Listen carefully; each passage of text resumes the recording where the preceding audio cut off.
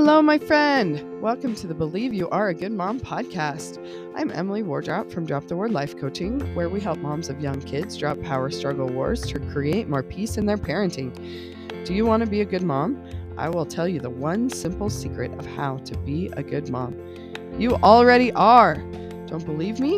You've come to the right place. I'm glad you're here. I've got you. Because when you truly believe you are a good mom, everything will change for you as you live into the truth of who you've always been. Let's get started.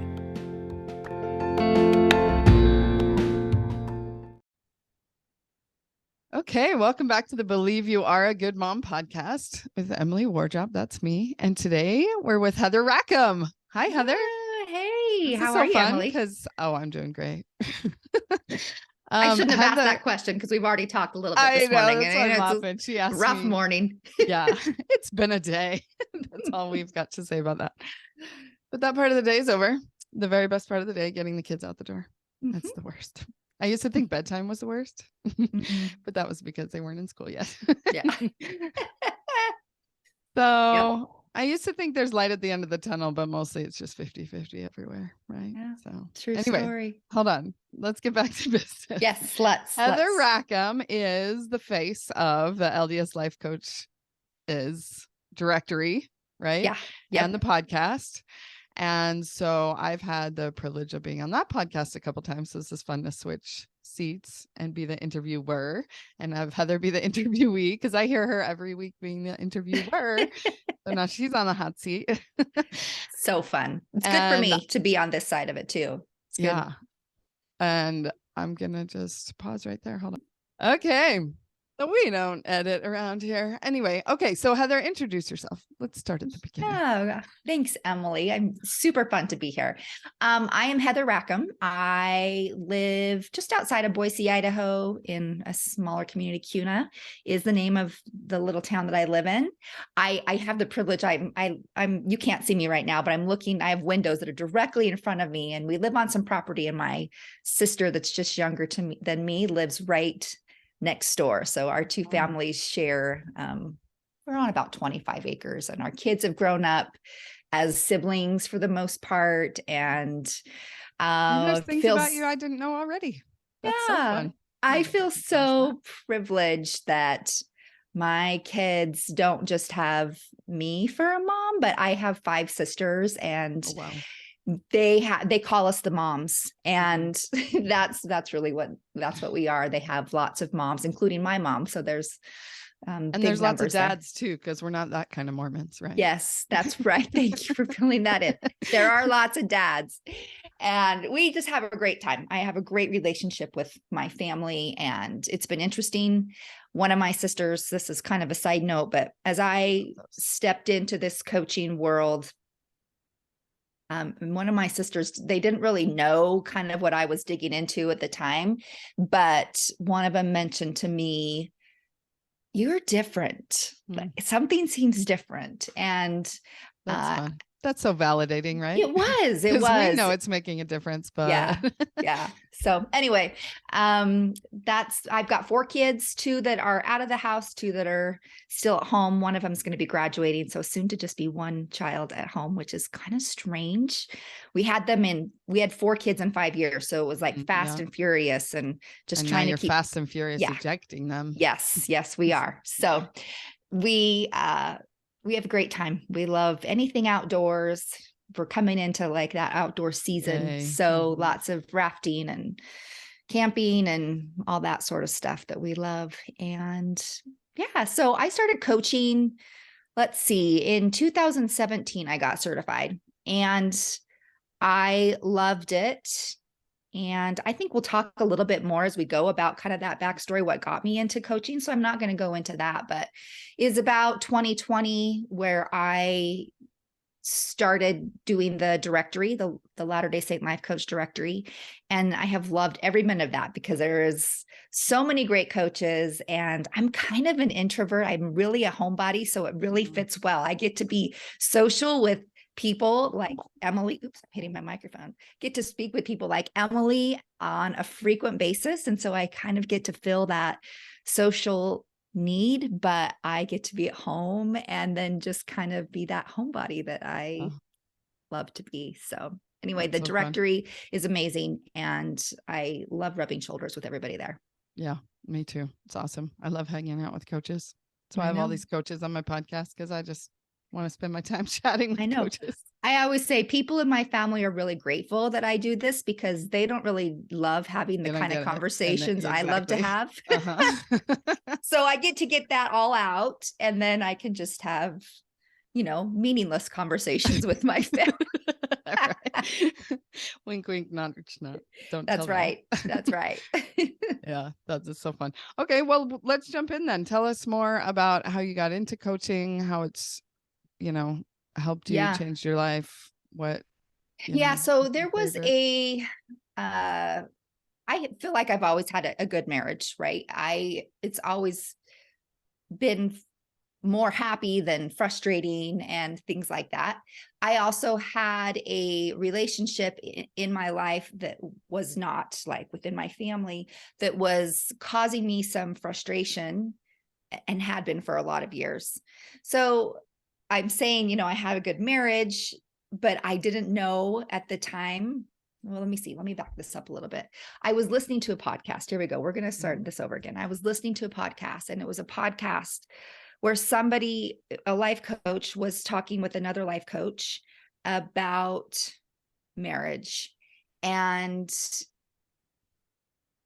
some certain like mind shifts that one could make in order to make some significant changes in their marriage. And I didn't realize that I had been harboring like some frustration and some resentment, but it was really interesting to me, because as soon as I took on that new belief, and I don't even remember what it was at the time, what the belief was, but it was just like, I could take on this new belief that it was something along the lines of, I basically was in charge of creating my own happiness, and I didn't need to expect my husband to do that. Right.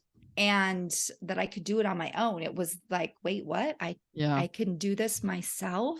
Mm-hmm. And I've learned the farther I've gotten into coaching, that yes, I can do it by myself, but it's also really fun to have somebody there with me to enjoy it with, right? Because if we can do it on our own, why would we need a partner in the first place? There is reasons why we want to have partners, and there's immense happiness and satisfaction that comes from being in those relationships. But that initial shift was fascinating to me and mind-blowing. And I thought, okay, if just 5 minutes of listening to something can make such a big difference in my life, there's got to be a lot more that I don't even know that I need, that's out there for me. Yeah. And so that started my journey into life coaching. And I love that. Can I interrupt? Yes, please do. So I'm doing these relationship boost calls right now. That's what I call it, RBC. And a few of them have been, and it's funny because I even, coach coaches, and they come in like they are relationship coaches. That's what they do all day, is help other people with their relationship. And they're like, well, I guess I could, let's work on my relationship with my husband, and they're like, well, my relationship's good, blah, blah, blah. Like when they describe it at first, and then we dig in and we find, like you were saying, things that you didn't even know that you didn't know. We have so many blind spots that it's just so fun to be able to have like a coach go in there and like scratch off some little plaque that's been there for Yes. And anyway, yeah, I just thought of that when you were telling that story, because we get complacent, right? We're like, yeah, we have a good marriage, but there's, I'm a good mom, and then there's always layers of like, but what if there's more? we can That's that's my key phrase that I always can kind of turn back to. What if there's more? What if I, like I'm here and it feels good, but what if there could even be better? And not because it's bad. It's so fun to like up level from good instead of, oh, it's so terrible, I'm a complete mess. You're just like, everything's great, and let's make it greater, Anyway, I think it's great. I think one of the things that we forget about being human is that we are wired to progress and to grow. It's one of the things that we crave. Some people, I think, crave it more than others, but I think all of us have this need to just continually be moving forward. And so I think when we do work like this, it's twofold. First of all, it strengthens relationships, but we also feel like this progression within inside of us that's so satisfying that it becomes this double whammy of fantasticness. How's that word? Yeah. And that same function in our brain, it can be used against us. So we have this like natural need to progress, which has also been labeled as like your brain is always looking for a problem.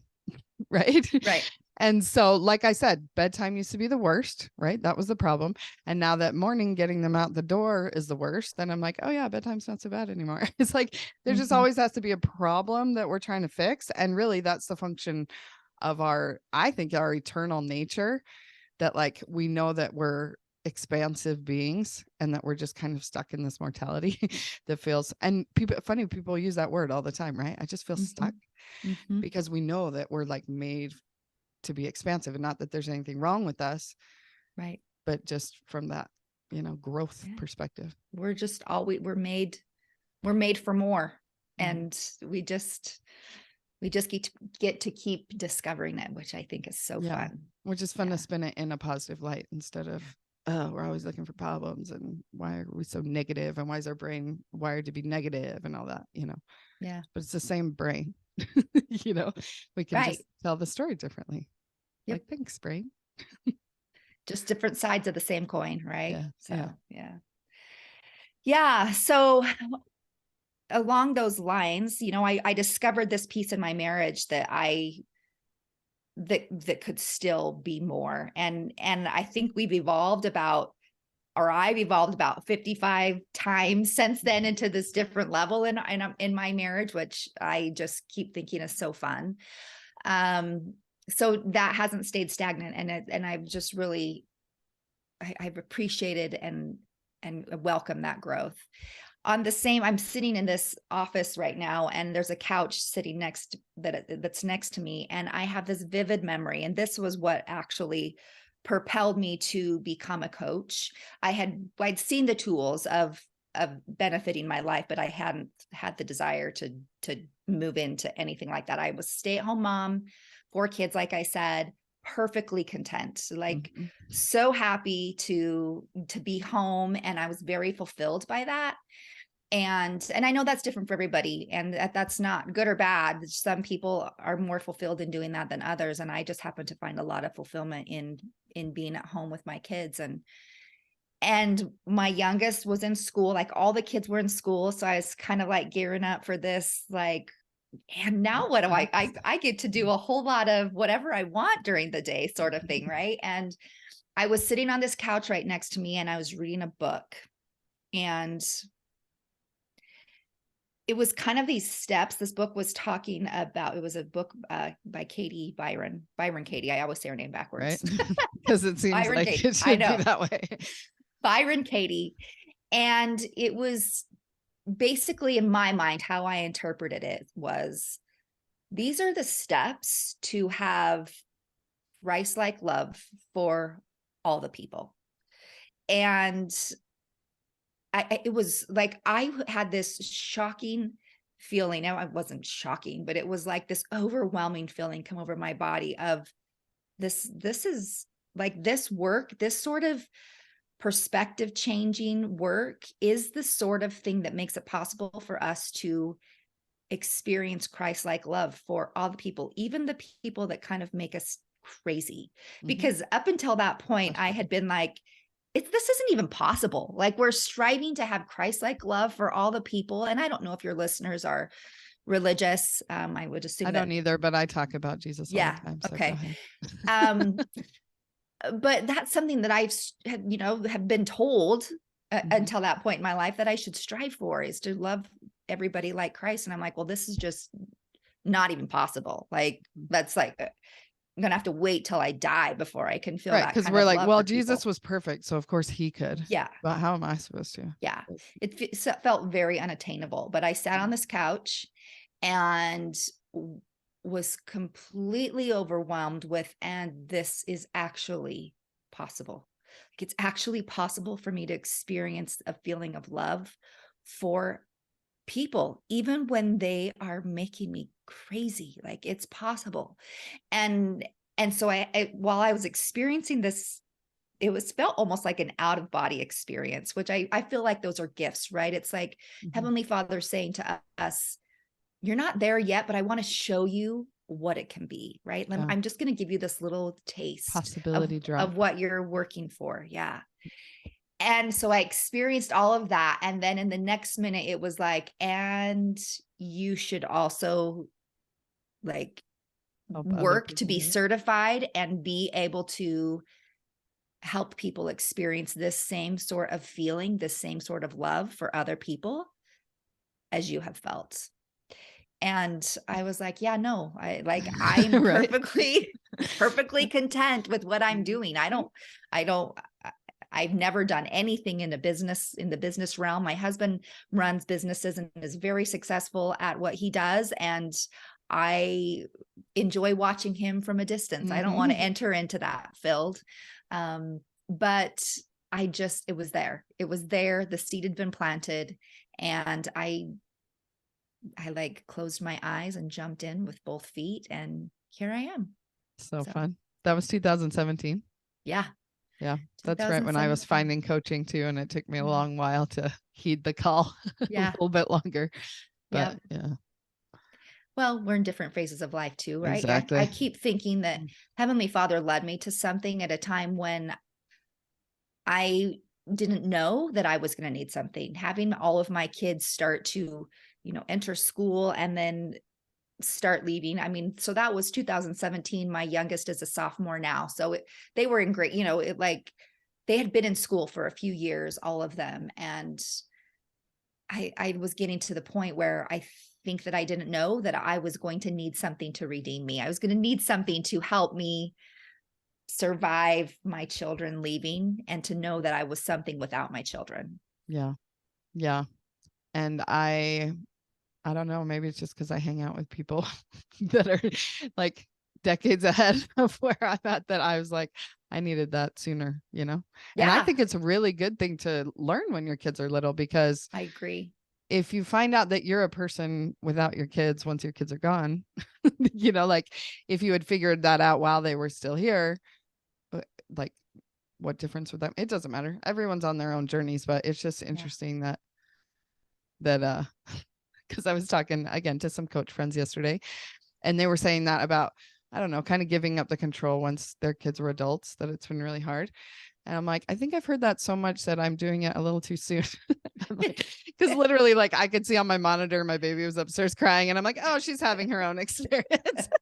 I'm like, oh no, I think I still am supposed to do something here. I've come to the conclusion that my current parenting style is not parenting.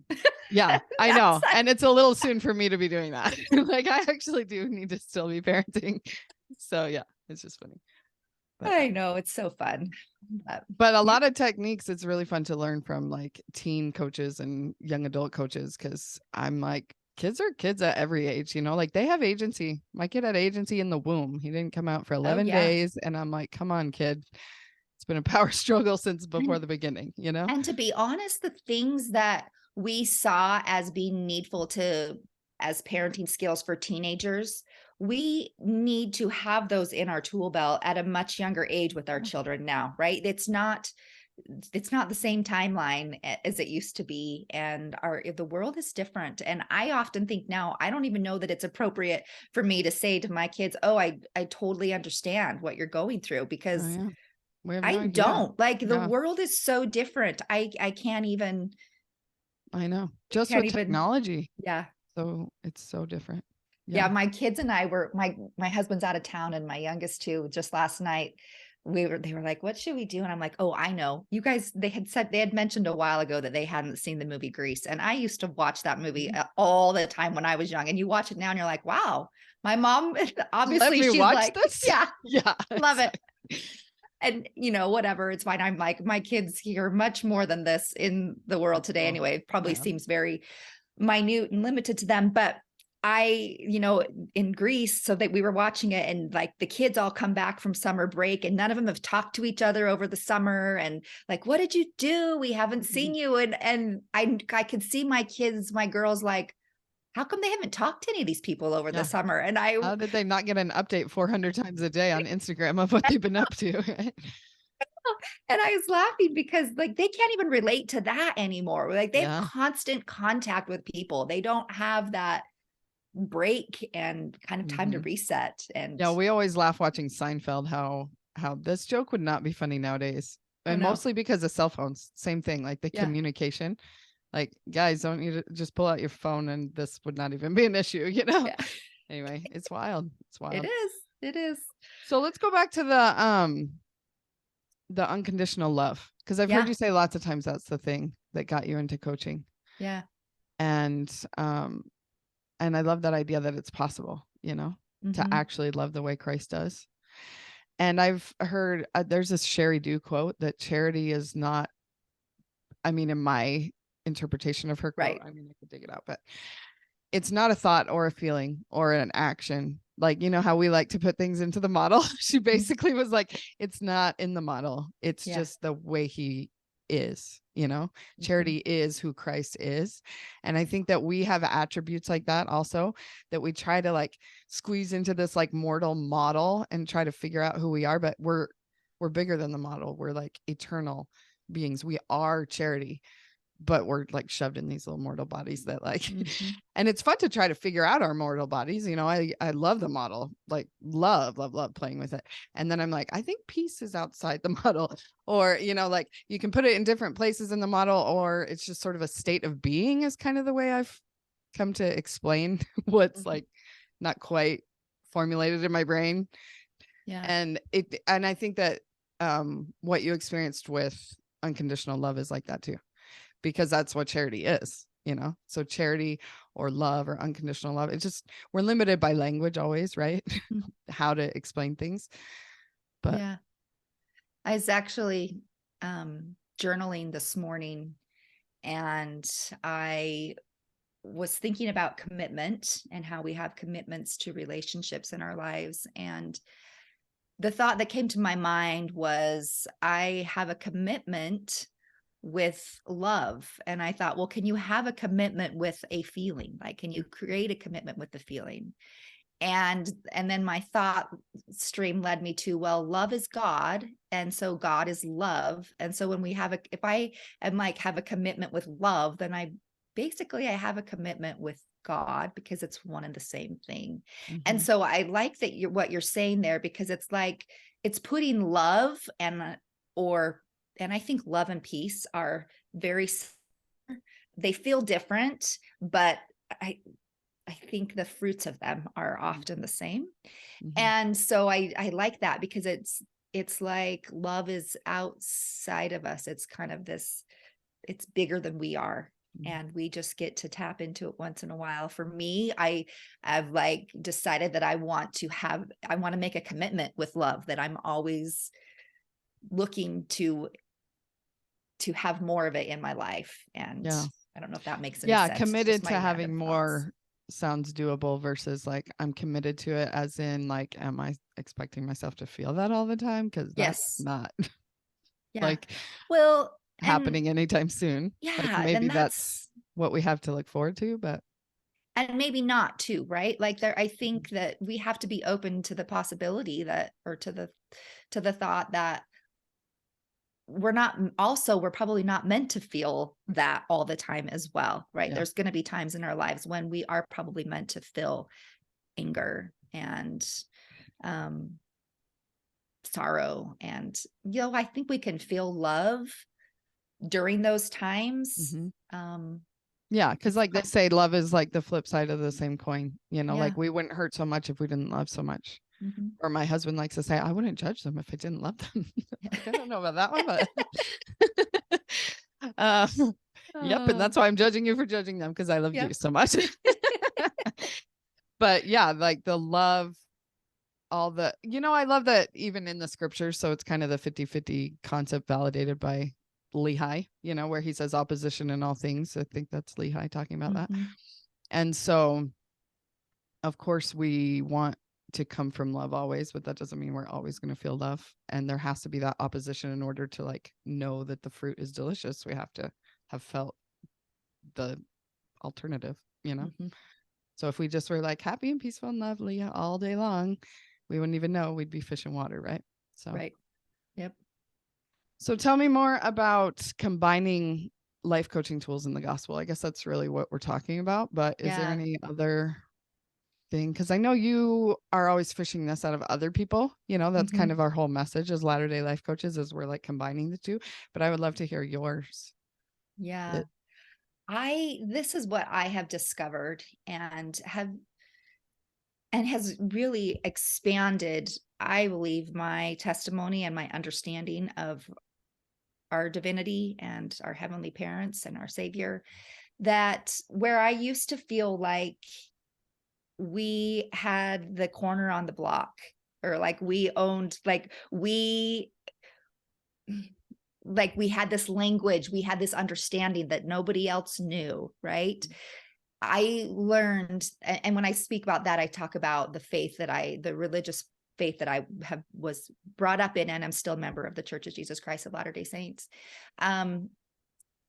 that these are eternal truths. The things that we know, the things that we are taught are eternal truths, and they're out there in the world, spoken in different terms everywhere. Yeah. And I love to find it out there. And before I kind of dove into this world, I think I wasn't looking outward a whole lot. I just like my content, my curriculum was very limited. And I feel like I've broadened my horizon so much that for me, the gospel I now understand is more, it's eternal truths that are out there everywhere.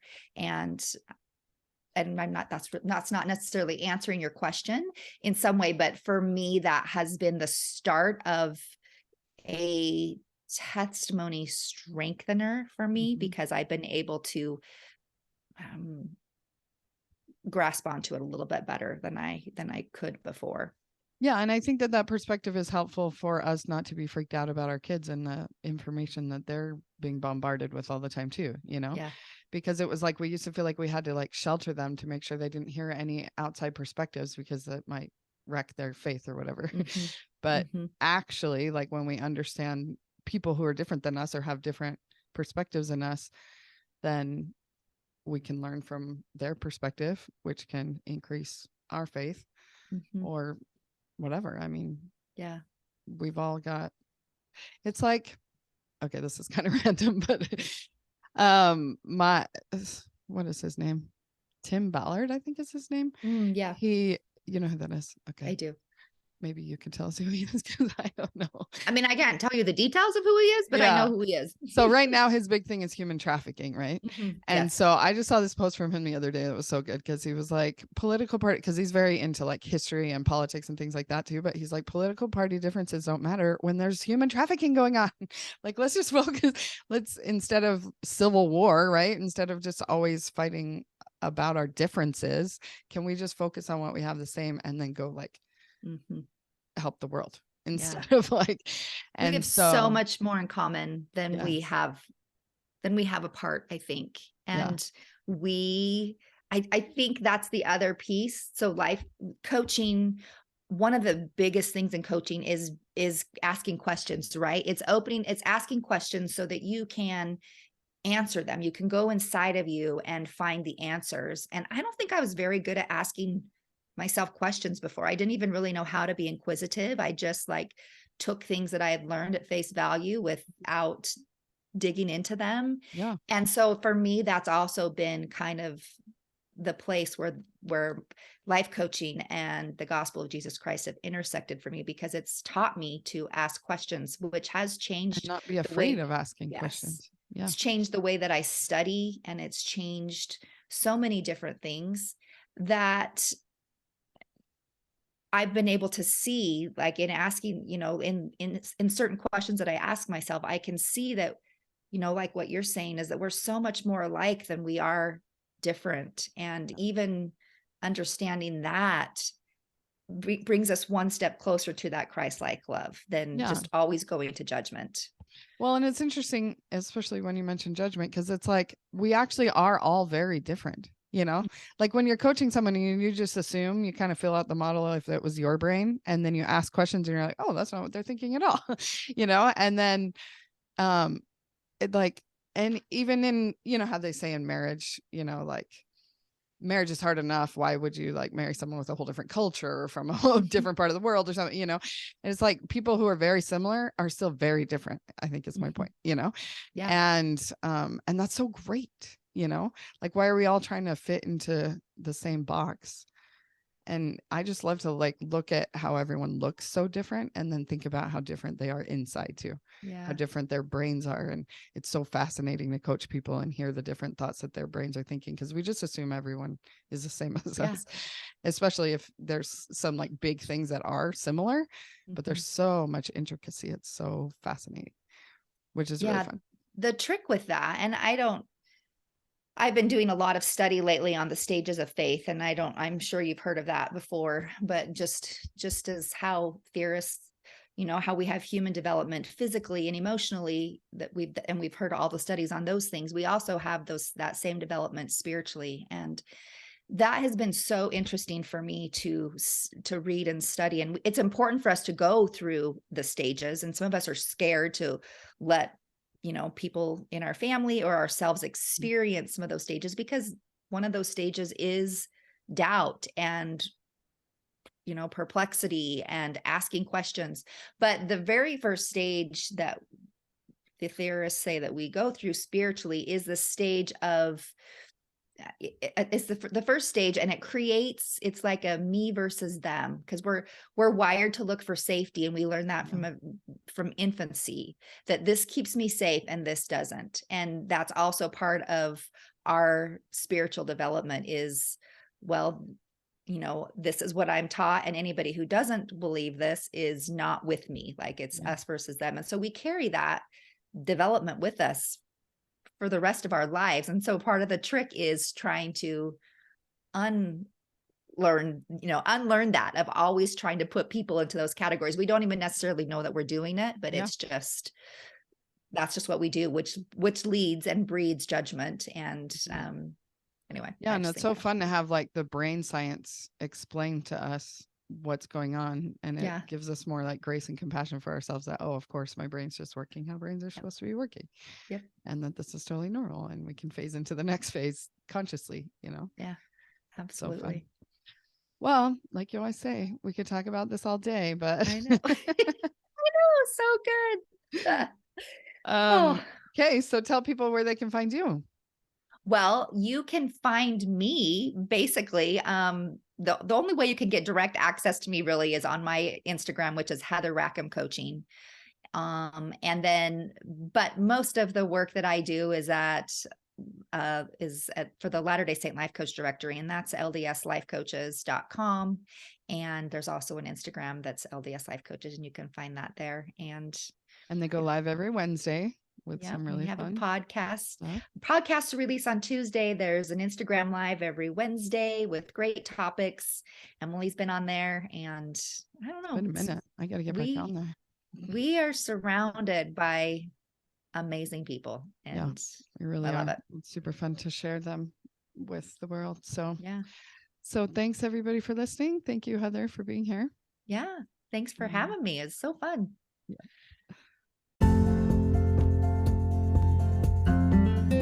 Hi, thanks so much for listening. Have you signed up for your RBC yet? What is an RBC? Well, it's a relationship boost call, and I am gifting 365 of these for free this year.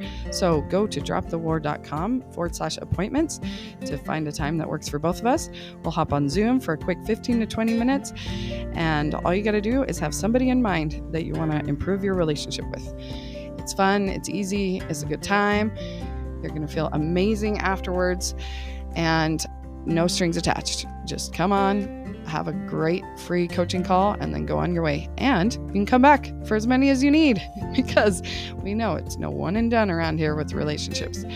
So go to dropthewar.com/appointments to find a time that works for both of us, and let's get boosting those relationships. See you there. Bye.